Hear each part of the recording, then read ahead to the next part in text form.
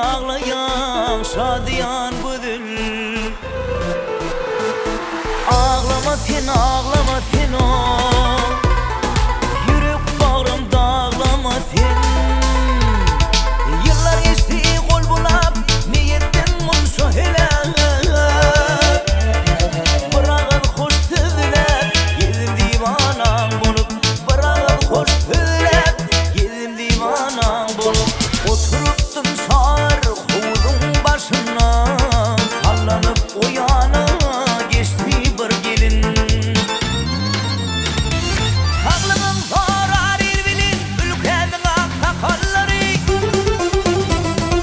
En paykalı yorulun, ülkemin aksakalları.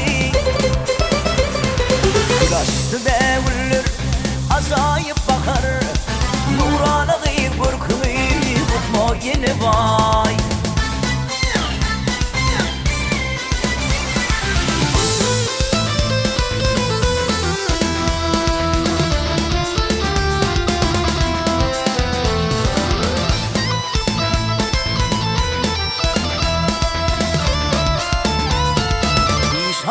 İşanım halim kalmadı, üvesi günlerim ilim görmedi, görmedi. Eğer olsam bayoğlu alardım men aynani. Ya da olsam böroğlu söyürdüm men aynani, men söyürdüm aynani. Zülgölüğü, sunvarlığı, yerkezliği, daylalığı, suğa gelir zülgölüğü.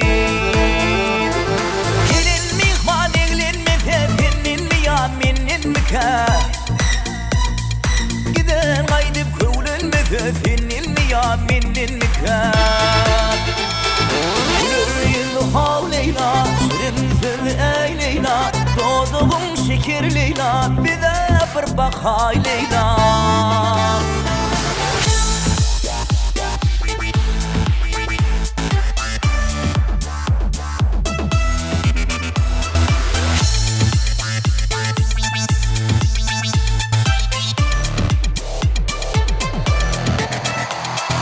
Kara kara hay hay bülün hay hay, kara kara yara bülün hay hay. Özleşmiş hay hay oyunu hali, neredeyse yara bilirlen hay hay. Uçuşmuş hay hay oyunu hali. Ne beyletin adamlar, ne beyletin adamlar, çıplak doğdum don gerek. Afilimdim ulurum, hem ağlam hem nan gerek.